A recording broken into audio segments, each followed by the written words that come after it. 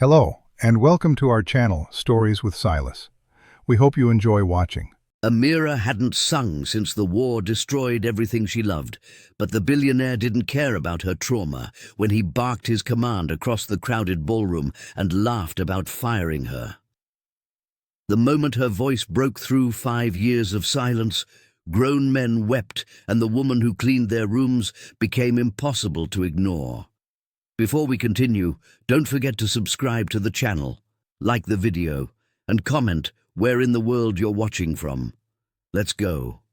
The hush that fell over the grand ballroom of the Meridian Royal, one of Las Vegas's most exclusive hotels, was deafening. Staff members froze mid-conversation.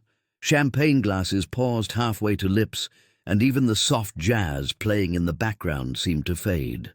All eyes turned to the center of the room, where an impeccably dressed billionaire stood with a microphone, his booming laugh cutting through the air as he pointed directly at a trembling housekeeper in the back. His voice carried a playful challenge, but there was an edge to it that made everyone uncomfortable. "Sing this in Arabic or you're fired," he proclaimed, extending a piece of paper toward her. No one dared speak up until the young woman, dressed in her crisp hotel uniform, stepped forward. What happened next would change everything.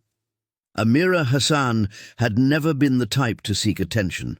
She was 28, juggling long shifts at the Meridian Royal, evening English classes at the community college, and the constant weight of memories she wished she could forget. But this was life in America for someone who had arrived 5 years ago with nothing but a small suitcase and a heart full of shattered dreams. The Meridian Royal, perched on the Las Vegas Strip with its golden facade and crystal chandeliers, was known for its Middle Eastern-inspired luxury suites and its exclusive clientele of oil tycoons, tech moguls, and international celebrities. The staff wore elegant uniforms with embroidered name tags, and each employee was trained to an impeccable standard. Amira worked in housekeeping, a position she had held for 3 years. It wasn't glamorous, but it was stable, and stability was something she desperately needed. She had learned to be invisible, to move through the hallways like a shadow, cleaning rooms with meticulous care while guests barely acknowledged her presence.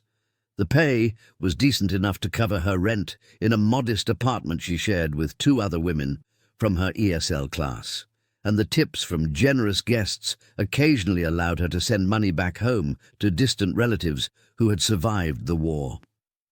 Each day, Amira arrived 2 hours before her shift to help prepare the housekeeping carts, folding towels into perfect squares, arranging miniature soap bars and shampoo bottles in precise rows, and memorizing the preferences of VIP guests. She learned that if a Saudi prince was staying in the penthouse, rose petals needed to be scattered on the bed. If a Hollywood producer occupied Suite 1847, the minibar had to be stocked with a specific brand of sparkling water. Everything mattered. How you knocked on doors, how you addressed guests, how quickly you could transform a room from chaos to perfection. Outside of work, Amira's world was decidedly modest. Her shared apartment in a quiet neighborhood 20 minutes from the Strip was cramped but clean. Her bedroom was barely large enough for a twin bed and a small dresser, but she had decorated it with a single framed photo of her family, taken years ago in Damascus before everything fell apart. The living room doubled as a study space where she practiced her English homework, and the kitchen was where she sometimes cooked traditional dishes that reminded her of home, filling the apartment with the scent of za'atar and sumac. Despite the challenges, Amira was determined to build a new life in America. This job at the Meridian Royal felt like a foothold, a way to prove she belonged here.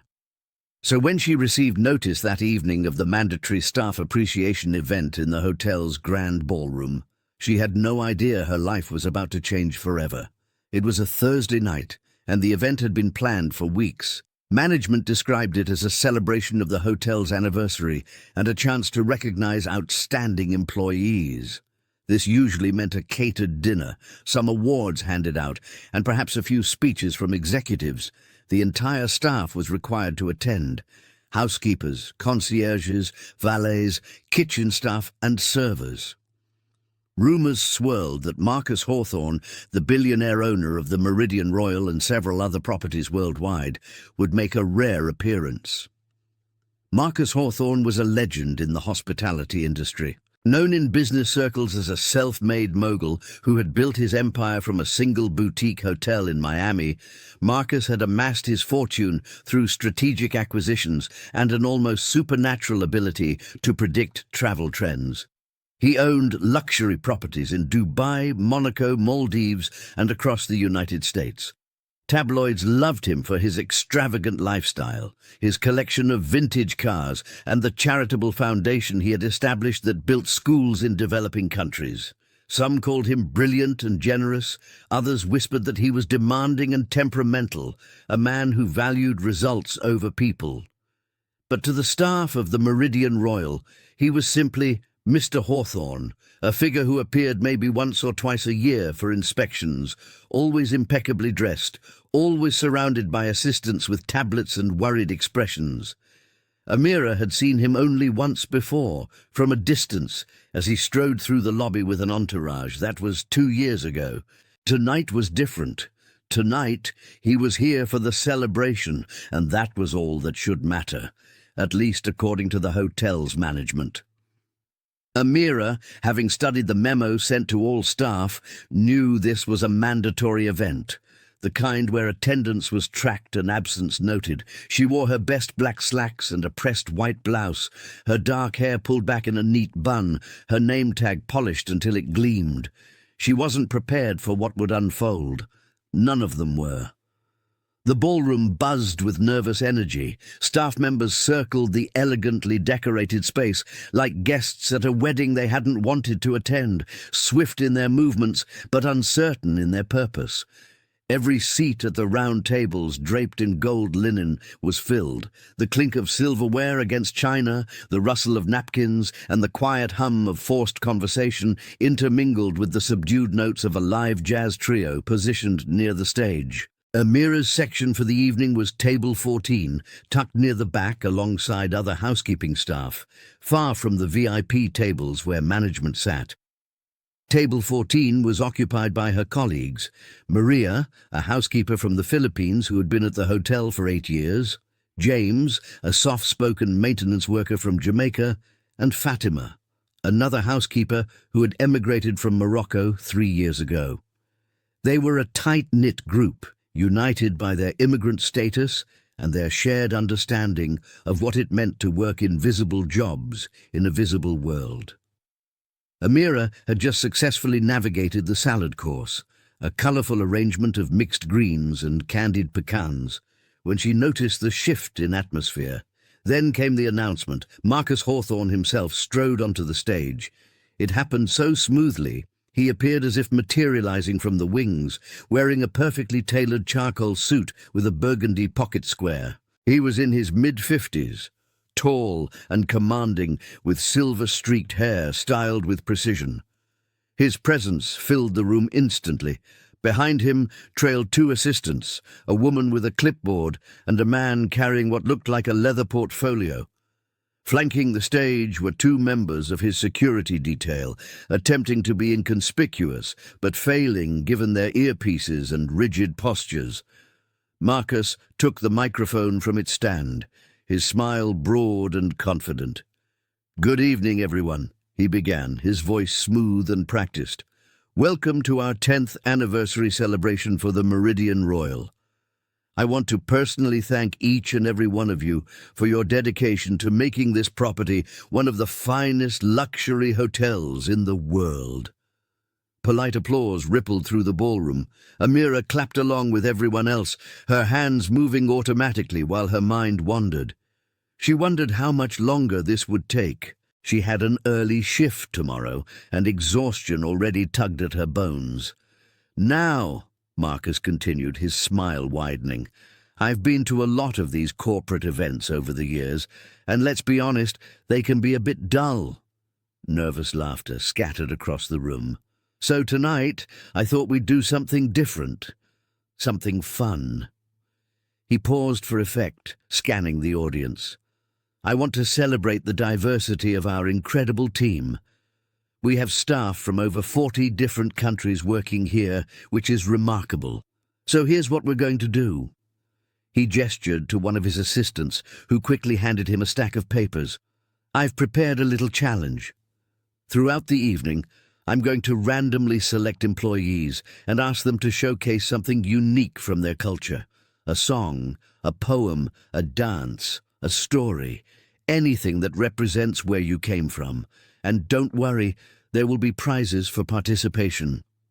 The energy in the room shifted. Some people looked excited, others deeply uncomfortable. Amira felt her stomach tighten. She hated being the center of attention. The last thing she wanted was to be called upon to perform anything. Marcus began walking through the tables, his assistants trailing behind him. He stopped at table 3 and selected a server from Italy, who nervously recited a short poem by Dante. The audience applauded enthusiastically.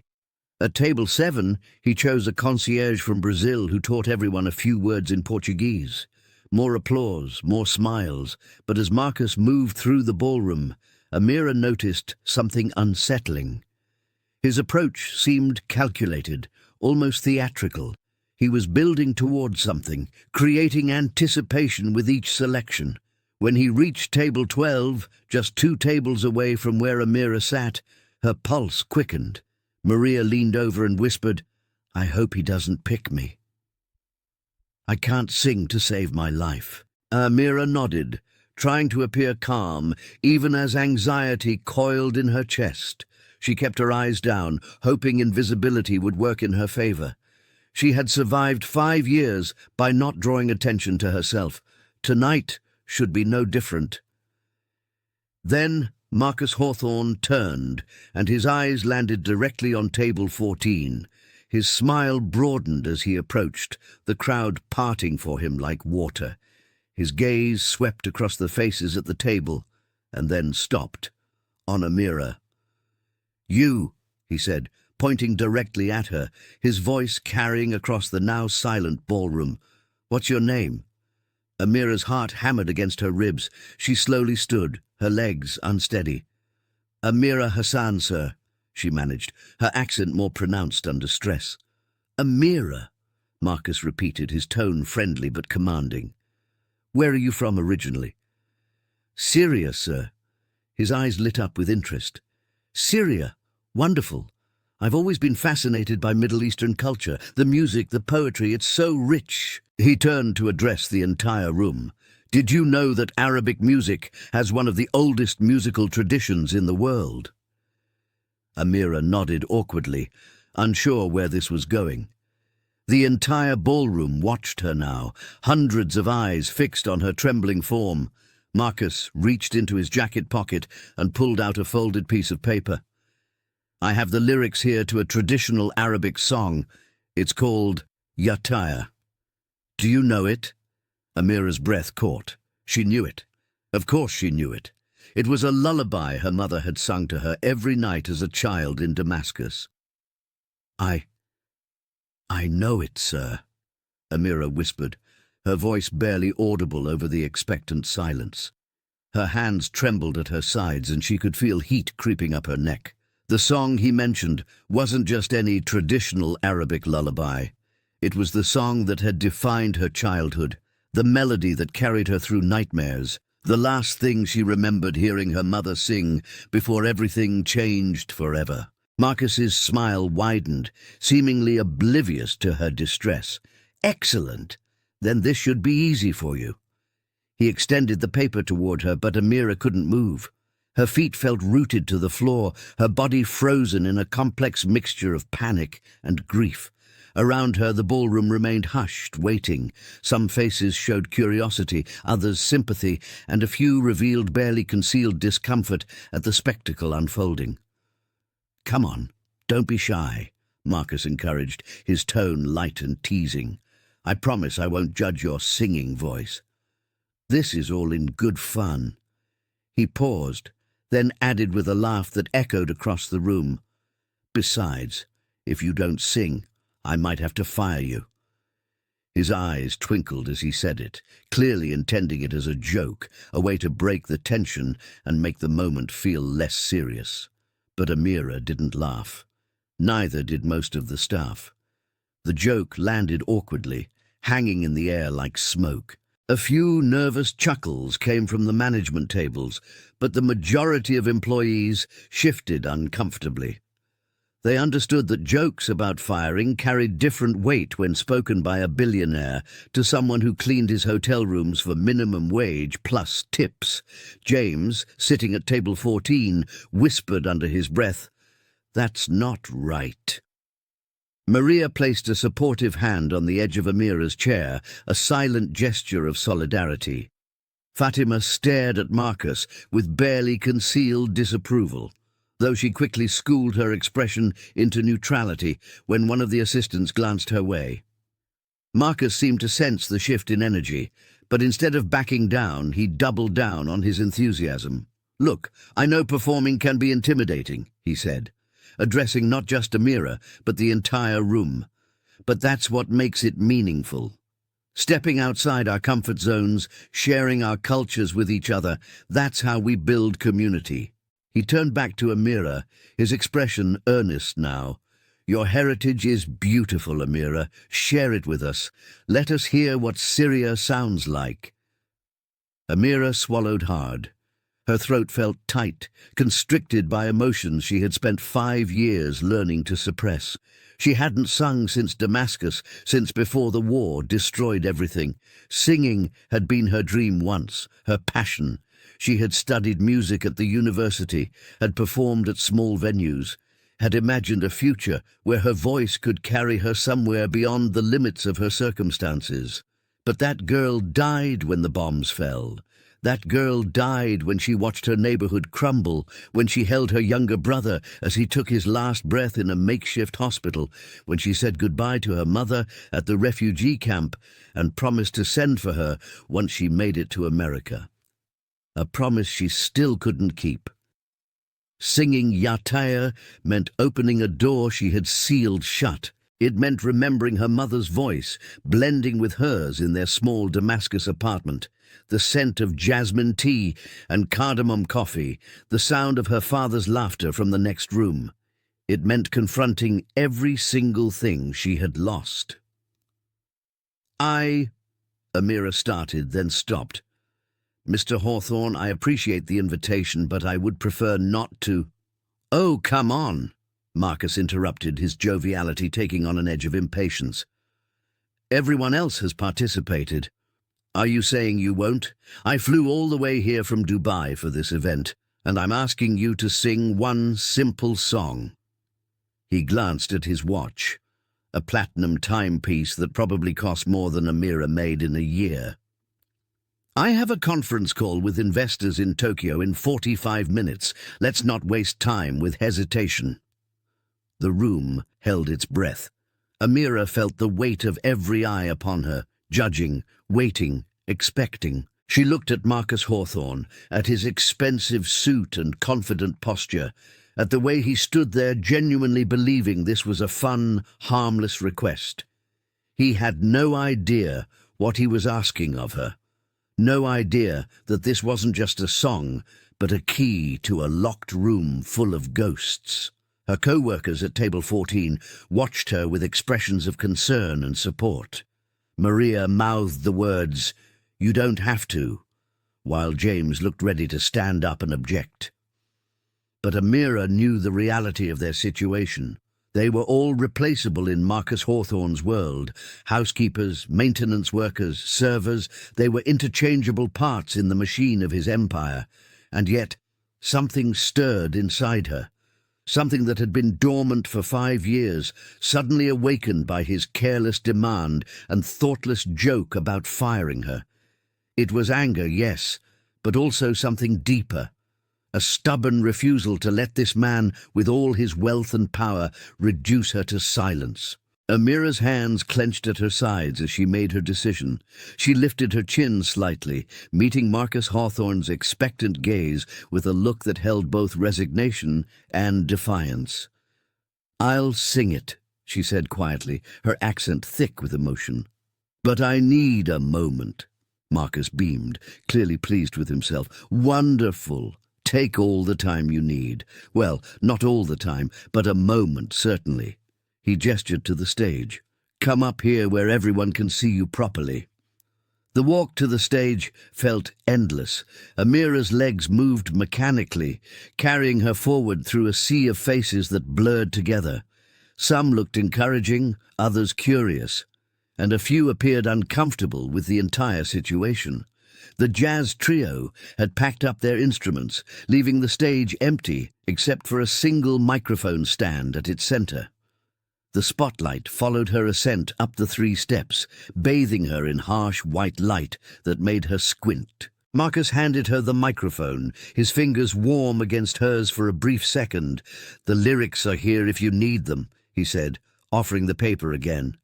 But Amira shook her head. She didn't need lyrics. The words were written in her bones, carved into her memory by 1,000 repetitions, by her mother's voice weaving through their small apartment like thread through fabric. No, thank you, she managed. I know the words. Even better. Marcus descended the stage steps and took a seat at the front table, reserved for the hotel's executive team. He crossed his legs and settled in like a patron at the opera, ready to be entertained. His assistant stood nearby, one of them holding up a phone, apparently recording the moment. Amira stood alone under the spotlight, the microphone trembling in her grip. She could see hundreds of faces staring up at her from the ballroom floor, waiting. The air conditioning hummed softly. Someone coughed. A glass clinked against a table somewhere in the back. She closed her eyes and thought of Damascus, not the Damascus of war and destruction, but the Damascus of her childhood, the Damascus where jasmine bloomed on balconies and the call to prayer echoed through narrow streets at sunset, the Damascus where her mother would sit by the window in the evenings, embroidering pillowcases while humming Ya Tayr, the lullaby about a bird longing to return home. Amira took a breath, deeper than any she'd taken in 5 years, and began to sing. Her voice started softly, tentatively, like the first drops of rain after a drought. The opening notes of Ya Tayr floated across the ballroom, delicate and haunting. In Arabic, the language of her childhood, she sang about the bird who had flown far from its nest, who wandered foreign skies searching for a place to belong. The effect was immediate and profound. The casual chatter that had persisted in the background died completely. Forks paused halfway to mouths. Glasses stopped mid-pour. Even Marcus Hawthorne, who had been checking his watch moments before, looked up sharply, his expression shifting from casual interest to genuine surprise. Amira's voice grew stronger as she moved into the second verse, no longer trembling, but soaring. 5 years of silence, 5 years of suppressed grief and longing, poured out of her in waves of melody. Her voice carried the weight of every memory she'd tried to forget. Her mother's embrace, her brother's laughter, her father's gentle correction of her pronunciation when she was learning the song as a child. The ballroom transformed into something else entirely, no longer a corporate celebration, but a sacred space where one woman's pain became everyone's shared experience. Tears began to form in eyes across the room. Maria, at table 14, openly wept. One hand pressed to her heart. James wiped his eyes with his napkin. Fatima sat frozen, transfixed by the raw emotion emanating from the stage. As Amira reached the bridge, her voice broke slightly on a particularly high note, cracking with the strain of holding back sobs while singing. But she didn't stop. She pushed through, letting the break become part of the song, letting her vulnerability show. The lyrics spoke of yearning and loss, of memories that haunted like ghosts, of the unbearable ache of displacement. In the front row, something remarkable happened. Marcus Hawthorne's face had gone pale. His casual confidence had evaporated, replaced by something that looked like shock, or perhaps shame. His jaw tensed as he listened, and if one looked closely, there was a suspicious brightness gathering in his eyes.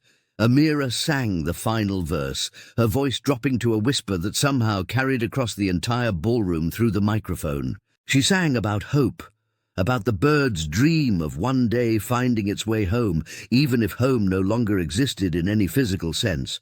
And then, with a final sustained note that seemed to hold all the sorrow of the world, she finished. The silence that followed was absolute. Not a single person moved. Time seemed suspended in that breathless quiet.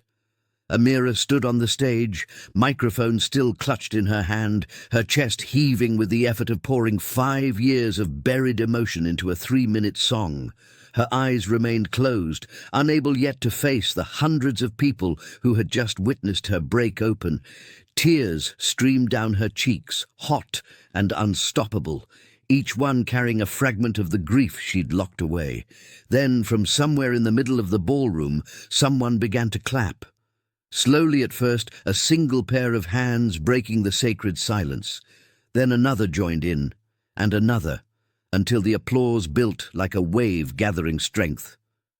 Within seconds, the entire ballroom was on its feet, erupting in thunderous applause that shook the crystal chandeliers overhead. But this wasn't the polite, performative applause that had followed the earlier performances. This was something raw and genuine, the kind of applause that comes from a place of deep recognition. People weren't just clapping for a beautiful voice or a well-executed song. They were acknowledging something profound, the courage it took to be that vulnerable, the universal language of loss and longing that transcended culture and circumstance. Maria stood at table 14, tears streaming down her face, clapping so hard her palms turned red. She understood. She had left her own children in Manila to work in America, sending money home each month, seeing them grow up through pixelated video calls. James clapped too, his eyes wet with memories of his grandmother's voice singing old Jamaican folk songs, a voice he would never hear again. Fatima's hands moved mechanically, her mind travelling back to the Moroccan village she'd left behind, to the mother she hadn't embraced in 3 years. Across the ballroom, staff members from 40 different countries found themselves united in this unexpected moment of collective grief and recognition. The Italian server remembered his father's funeral. The Brazilian concierge thought of the favela where she'd grown up, now demolished for Olympic construction. The Vietnamese dishwasher recalled the refugee camp where he'd spent his teenage years. Even the executives at the front table stood and applauded, though some looked uncomfortable with the raw emotion that had invaded their carefully planned corporate event. This wasn't supposed to be sad. This was supposed to be fun. A light-hearted celebration of diversity that they could photograph and post on the hotel's social media accounts with hashtags about inclusion and unity. But Marcus Hawthorne remained seated. He sat frozen in his chair at the front table, his face a complex canvas of emotions. His hands were pressed flat against his thighs, not clapping, barely moving. Those close enough could see the muscles in his jaw working, the telltale brightness in his eyes that suggested tears he was fighting to contain. His earlier confidence and jovial demeanor had completely evaporated, replaced by something that looked like devastation. One of his assistants leaned down and whispered something in his ear, probably asking if he was okay, if he needed anything. Marcus shook his head minutely, never taking his eyes off Amira, who had finally opened her own eyes and was staring out at the standing ovation with a mixture of shock and overwhelm. The applause continued for what felt like an eternity, but was probably only 2 minutes. Gradually, people began to sit down again, though many continued wiping their eyes and composing themselves. Amira stood alone on the stage, unsure what to do next. Should she bow? Should she speak? Should she simply leave? The decision was made for her when Marcus Hawthorne suddenly stood and walked back toward the stage. The ballroom fell quiet again, everyone watching to see what the billionaire would do.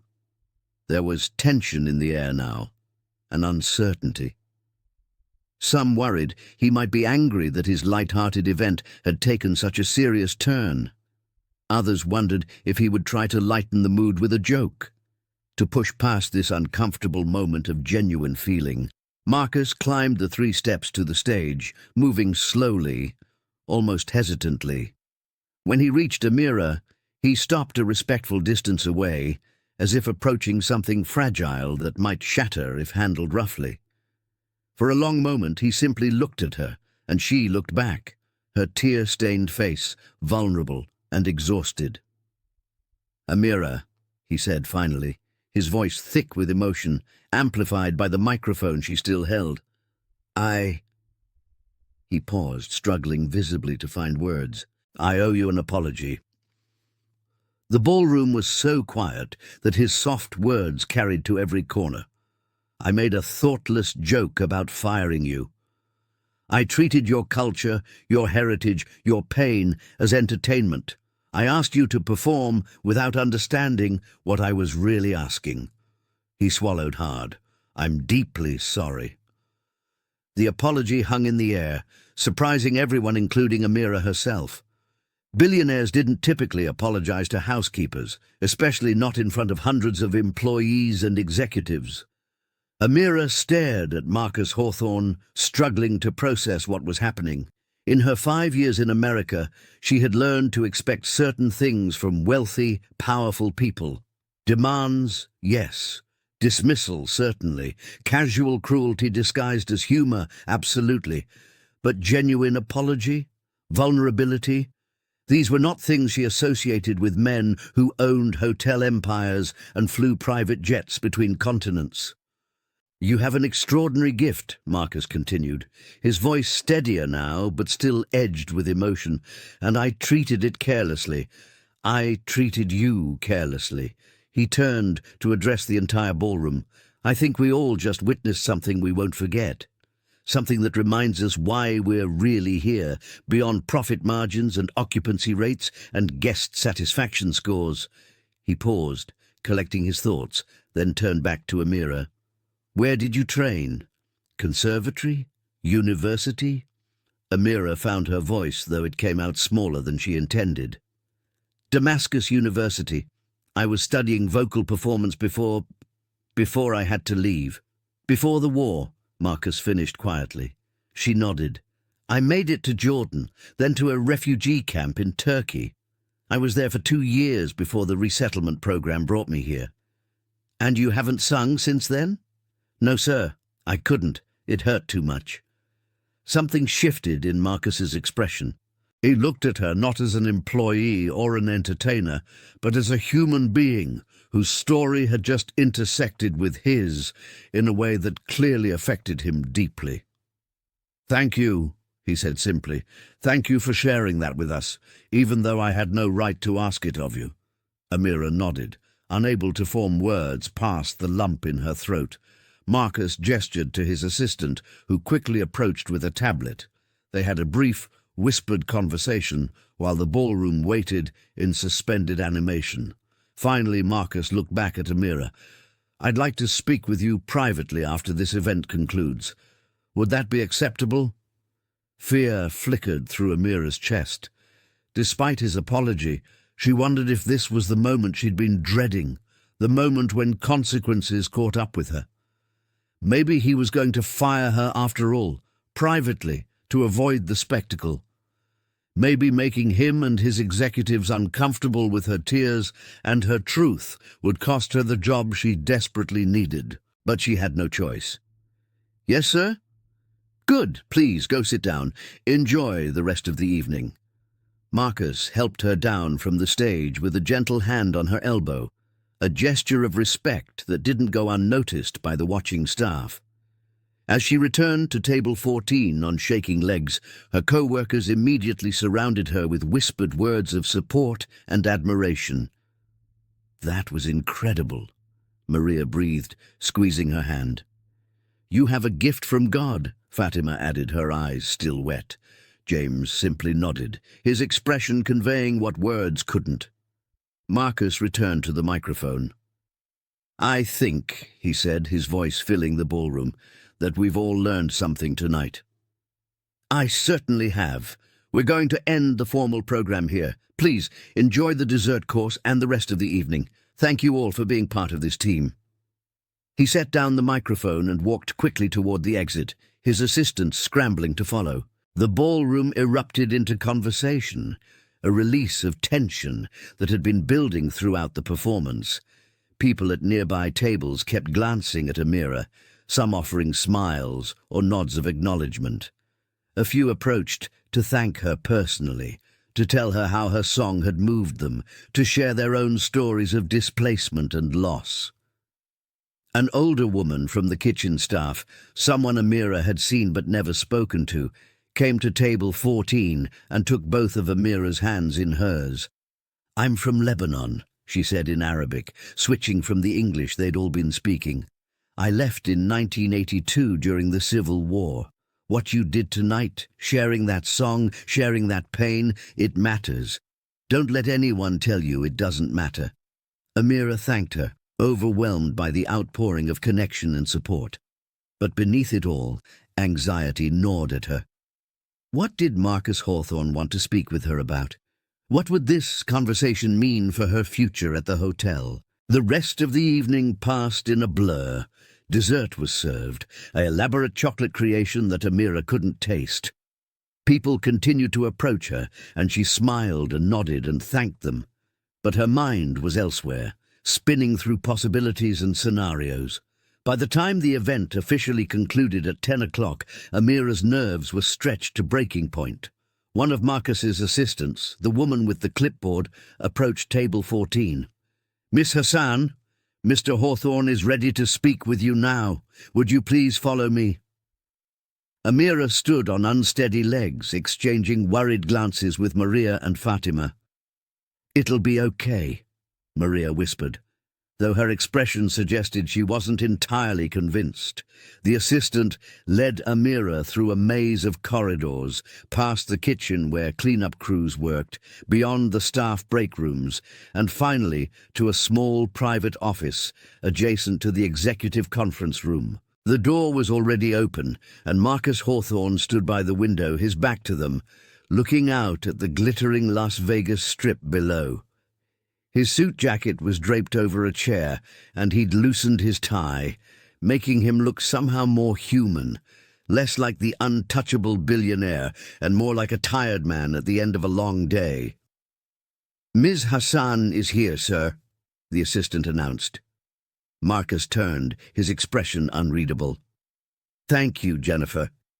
Please close the door on your way out and hold all my calls." Jennifer nodded and left, the door clicking shut with a finality that made Amira's stomach clench. She stood just inside the doorway, her hands clasped in front of her, waiting. The office was elegantly appointed with leather furniture, built-in bookshelves, and abstract art on the walls. A desk held 2 computer monitors and stacks of folders. It smelled of leather and expensive cologne. "Please sit." Marcus gestured to one of the chairs facing the desk. Amira sat carefully on the edge of the seat, her posture rigid. Marcus didn't sit behind the desk as she expected. Instead, he pulled another chair around so they sat facing each other at an angle, no barrier between them. It felt uncomfortably intimate for a conversation between a billionaire and a housekeeper. "First," Marcus began, leaning forward with his elbows on his knees, "I want to reiterate my apology. What I did tonight was wrong. I put you in an impossible position, made you uncomfortable, and turned your pain into spectacle. That's not who I want to be, and it's not how I want to run my hotels." Amira nodded, unsure what to say. Was this just preamble before he fired her? Marcus seemed to read her fear. "You're not in trouble, Amira." "I want to be very clear about that. You're not losing your job. In fact, I want to talk to you about something entirely different."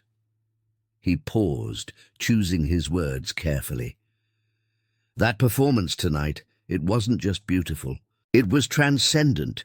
You have a gift that deserves to be shared with the world, not hidden away while you clean hotel rooms." "I appreciate that, Mr. Hawthorne, but I need this job. I have bills, I send money to family." "I understand," he interrupted gently, "and I'm not suggesting you quit." What I'm proposing is different." He stood and walked to his desk, retrieving a business card from a silver holder. He returned and handed it to her. "Have you heard of the Nevada Conservatory of Music?" Amira shook her head, examining the card. It featured an elegant logo and an address in downtown Las Vegas. "It's one of the finest music schools in the western United States," Marcus explained. "They offer programs in vocal performance, classical training, contemporary styles. I sit on their board of directors." He paused, watching her face carefully. "I'd like to fund your education there. Full tuition, books, everything. You could complete your degree, the one you started in Damascus." Amira's breath caught. "I don't understand. Why would you do that?" Marcus returned to his chair, his expression serious. "Because tonight you reminded me of something I'd forgotten. When I started in this business 30 years ago, I wasn't doing it for money. I was doing it because I believed hospitality could connect people, could create moments of genuine human connection across cultures and backgrounds." He gestured vaguely toward the door, toward the ballroom beyond. "Somewhere along the way, I lost that.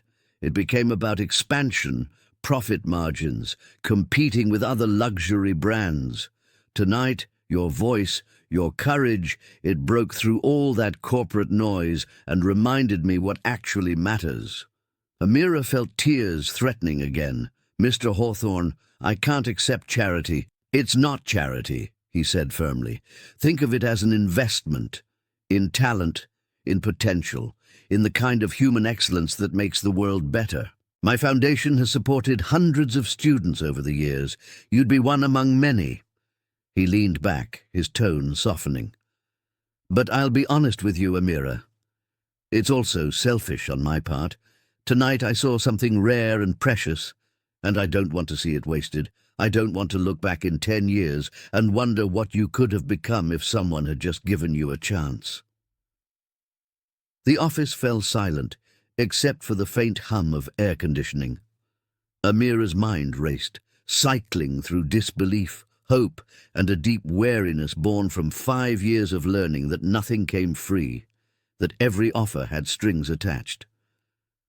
"What would you want in return?" she asked quietly. Marcus smiled slightly at her question, a sad smile that suggested he understood exactly where her suspicion came from. "Nothing beyond what you'd give any educational institution. Your commitment to completing the program, your best effort in your studies. That's it." He stood and walked back to the window, hands in his pockets. "No contracts binding you to perform at my hotels, no publicity obligations, no debt to repay. If you want to thank me when you're accepting your first Grammy, that would be nice, but it's not required." Amira sat stunned, the business card still clutched in her hand. "The conservatory. Can I work while I attend?" "The program is quite intensive," Marcus admitted. "But yes, part-time work is possible. In fact, I'd like to keep you on at the Meridian Royal, but transition you to a different role. Something with flexible hours that works around your class schedule, perhaps in guest services or events coordination. Same pay, better hours, and room for growth." It was too much. The offer was too generous, too perfect, too impossibly good to be true. Amira felt her defenses rising, the protective wall she'd built over 5 years of hardship and disappointment. "Mr.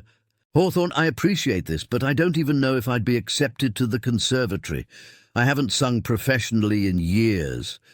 My English, while improving, isn't perfect. I don't have recordings, a portfolio, any of the things they'd need." "I spoke with the dean during dessert," Marcus interrupted gently. "She was at the event tonight. She heard you sing." He turned back from the window, his expression earnest. "She's willing to arrange an audition next week, but honestly, after what she witnessed tonight, I think that's mostly a formality." She was in tears, Amira. The dean of one of the finest music schools in the country was crying in the back of the ballroom. Amira's hands trembled. She thought of her mother, who used to tell her that music was a gift from God, that voices like hers came along once in a generation. She thought of Damascus University, of the practice rooms where she'd spent hours perfecting her technique, of the professors who'd believed in her potential. She thought of the girl she used to be, the one who dreamed of concert halls and international stages. That girl had died in the war. Or had she? Maybe she'd just been sleeping, waiting for someone to believe in her again. "I need time to think," Amira said finally, her voice barely above a whisper. Marcus nodded, understanding in his eyes. "Of course. This is a big decision. Take all the time you need." He retrieved a folder from his desk and handed it to her. "This has information about the conservatory, their programs, the application process. My personal assistant's contact information is in there as well. When you're ready to talk, reach out to Jennifer. She'll coordinate everything." Amira stood, clutching the folder to her chest like a life preserver. "Thank you, Mr. Hawthorne. For the apology, for the offer, for everything." "Thank you," he replied, "for having the courage to sing when I had no right to ask it of you, for reminding me why I got into this business in the first place." He extended his hand, and she shook it, his grip firm but not overwhelming. "Whatever you decide, Amira, I hope you keep singing. The world needs more beauty in it, and you have that to offer." The walk back through the hotel corridors felt surreal, like moving through a dream. Amira kept expecting to wake up in her cramped bedroom, to realize this was all an elaborate fantasy conjured by exhaustion and longing. But the folder in her hands was real, solid, undeniable. When she reached the staff exit where Maria and Fatima had waited for her, their faces were anxious with worry. "What happened?" Maria asked immediately. "Are you okay?" Amira looked at her friends, at these women who had supported her through 3 years of invisible work and quiet struggles. She thought about telling them everything, but the words wouldn't come. It was too new, too fragile, too precious to speak aloud yet. "I'm okay," she said simply. "He apologized. We talked. Everything is okay." Maria studied her face, clearly sensing there was more to the story, but she didn't push. "Good. I'm glad. You scared us." They walked together to the employee parking lot, into the cool Nevada night air that smelled of desert and possibility. Fatima and Maria headed toward their cars, but Amira stood for a moment beside her old Honda Civic, looking up at the illuminated facade of the Meridian Royal, at the golden lights that made it look like a palace from a fairy tale. Her phone buzzed in her pocket. A text message from a number she didn't recognize. "This is Jennifer Chen, Mr. Hawthorne's assistant. He wanted me to reach out tonight to let you know the offer stands, regardless of your decision timeline. No pressure. Take care of yourself. JC." Amira sat in her car, but didn't start the engine. Instead, she opened the folder Marcus had given her. Inside the folder was a glossy brochure for the Nevada Conservatory of Music, featuring photographs of practice rooms with grand pianos, performance halls with soaring ceilings, and students of diverse backgrounds engaged in their craft.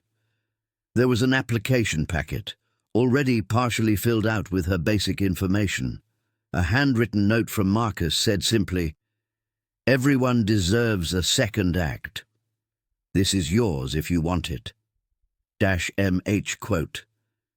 Amira drove home in a daze, the folder on the passenger seat beside her like a companion. When she finally reached her apartment, it was nearly midnight. Her roommates were already asleep. She sat on her small bed in the dimly lit room, the framed photograph of her family staring at her from the dresser. Her mother's smile, frozen in time, seemed to carry both encouragement and question.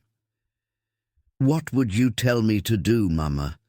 Amira whispered to the photograph, but she already knew the answer. Her mother had always pushed her toward music, had sacrificed to pay for lessons when money was tight, had sat through countless recitals and performances with pride radiating from her face. Amira pulled out her phone and did what she always did when facing major decisions. She called the only family she had left. It was morning in Jordan, where her cousin Layla lived with her own young family. The connection took a moment, then Layla's face appeared on the video call, slightly pixelated but smiling. "Amira, I wasn't expecting to hear from you tonight. Is everything okay?" "Everything is—" Amira paused, trying to find words. Something happened tonight. Something impossible. She told Layla everything, the words tumbling out in a mixture of English and Arabic. The billionaire's challenge, the song, the performance, the tears, the private meeting, the offer of education, and a second chance at the dream she'd abandoned. Layla listened with wide eyes, occasionally gasping or covering her mouth with her hand. "This is a miracle," Layla said when Amira finished. "A gift from God." "Or a trap," Amira countered. "Maybe he's using me for publicity, for good press." "Billionaire saves refugee housekeeper" makes a great headline. Layla's expression turned serious. "And what if it is publicity? Does that make the education less real? Does that make your talent less valuable? Amira, you've spent 5 years hiding, 5 years making yourself small and invisible. Maybe it's time to be seen again." The words hit Amira like a physical blow because they were true. She had been hiding, tucking herself away in the shadows, afraid that visibility meant vulnerability. But tonight, standing on that stage, being seen, really seen, hadn't destroyed her. It had, in a strange way, begun to heal something she thought was permanently broken. "I'm scared," Amira admitted. "What if I'm not good enough anymore? What if I've lost too much time?" "Then you'll work harder," Layla said simply. "Your mother always said you had the most stubborn determination of anyone she'd ever known. Use it. This is your chance, Amira. Don't let fear steal it from you." After they said goodbye, Amira sat for a long time looking at the application materials. Finally, at 2 in the morning, she pulled out a pen and began filling out the remaining sections. Her hand shook slightly as she wrote, but she didn't stop. When she reached the section asking about her musical background and goals, she paused, then wrote, "I am a Syrian refugee who lost everything in the war except my voice. I want to honor my mother's memory by becoming the singer she believed I could be. I want to prove that displacement doesn't have to mean the death of dreams." The next morning, Amira called Jennifer Chen. "I'd like to schedule the audition," she said, her voice steady despite the butterflies in her stomach. "And I'd like to accept Mr. Hawthorne's offer." Jennifer's warm voice came through the phone. "I'm so glad to hear that, Amira. Mr. Hawthorne will be very pleased. Let me get some details from you, and we'll set everything up." The audition was scheduled for the following Tuesday. Amira spent every spare moment preparing, her voice rusty from years of disuse, but slowly remembering its strength. She practiced in her car during lunch breaks, in the shower before work, and late at night when her roommates were asleep, her voice muffled by a pillow. Maria and Fatima noticed the change in her, the spark that had returned to her eyes, and they celebrated quietly with her over coffee in the break room, toasting with paper cups to new beginnings. The conservatory was housed in a beautiful historic building downtown, with marble floors and soaring windows that let in streams of desert sunlight. When Amira arrived for her audition, her palms were sweating despite the cool interior. A receptionist directed her to a waiting room where 3 other audition candidates sat, all younger than her, all looking confident in ways she didn't feel. But then she remembered standing on that stage at the Meridian Royal, remembered the feeling of letting her guard down, of allowing herself to be vulnerable and discovering that vulnerability could be a source of strength rather than weakness. She touched the small pendant around her neck, a gift from her mother, and took a steadying breath. "Amira Hassan." A woman in her 60s appeared in the doorway, her silver hair pulled back in an elegant twist. This was Dr. Patricia Chen, the dean Marcus had mentioned. She smiled warmly. "I'm so glad you came. Please, follow me." They walked through corridors lined with practice rooms where scales and arpeggios echoed like birdsong. The audition room was smaller than Amira expected, intimate rather than intimidating, with a grand piano in one corner and 3 faculty members seated behind a table. Dr. Chen introduced them.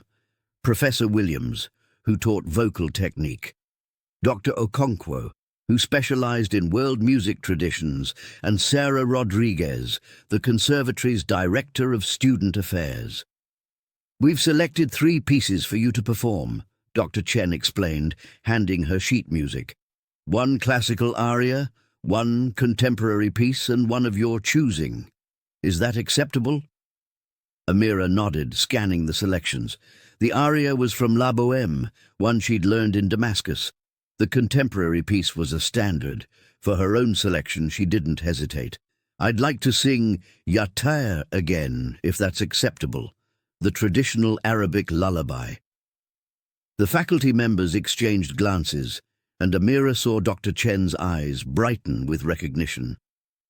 "The song from the event." "Of course, please begin whenever you're ready." The pianist, a young woman Amira hadn't noticed before, smiled encouragingly. As the first notes filled the room, Amira felt something shift inside her. This wasn't performance anxiety or fear of judgment. This was homecoming. Her voice, stronger now after days of practice, soared through the audition room with confidence she hadn't felt in years. She sang all 3 pieces, each one better than the last, each one a reclamation of the part of herself she'd thought was lost forever. When she finished Yatar, the room fell into that now familiar silence, that sacred pause that followed genuine artistry. Dr. Chen stood, her eyes suspiciously bright. "Amira, it would be our honor to have you join our program. Truly." Professor Williams added, "Your technique needs refinement after the time away, but the foundation is exceptional. More importantly, you have something that can't be taught. You have a story to tell through your music, and that authenticity is rare." The acceptance letter came officially 3 days later, along with paperwork detailing her scholarship, her course schedule, and information about the transition program for students returning to music after significant time away. Marcus's foundation covered not just tuition, but also books, materials, and even a small stipend for living expenses. Amira's last day in housekeeping was bittersweet. Her colleagues threw her a small party in the break room, complete with a cake that read, "Chase your dreams," in purple icing. Maria hugged her tightly. "You're going to be famous one day, and we'll all say we knew you when you cleaned rooms." "I'll never forget where I came from," Amira promised, "or the people who supported me when I had nothing." Marcus Hawthorne himself appeared briefly, shaking her hand in the hallway outside the break room. "Good luck, Amira. Not that you'll need it. Talent and determination will take you far. Thank you," she said simply, "for seeing me, for believing in me, for giving me back something I thought I'd lost." He smiled. "Thank you for reminding me what matters." 6 months later, Amira stood backstage at the conservatory's winter showcase, waiting for her name to be called. The theatre was packed with students, faculty, and invited guests. She wore a simple black dress, her mother's pendant around her neck, and carried 5 years of silence transformed into strength. As her name was announced and she walked onto the stage, she thought about the girl in Damascus who dreamed of this moment, about the woman in the refugee camp who thought that girl was dead, and about the housekeeper who discovered she was still very much alive. When she began to sing, it wasn't just her voice filling the concert hall. It was her mother's, her brother's, her father's, every person she'd lost and every dream she'd thought was buried. And so ends the story of how one command to sing became a catalyst for transformation. Sometimes the moments that break us open are the same ones that set us free. Amira's journey reminds us that our voices matter, that second chances exist, and that courage isn't the absence of fear, but the decision to sing despite it. Thank you for reading. Remember, no matter how invisible you feel, your story matters. Your voice matters. And sometimes all it takes is one person believing in you to change everything.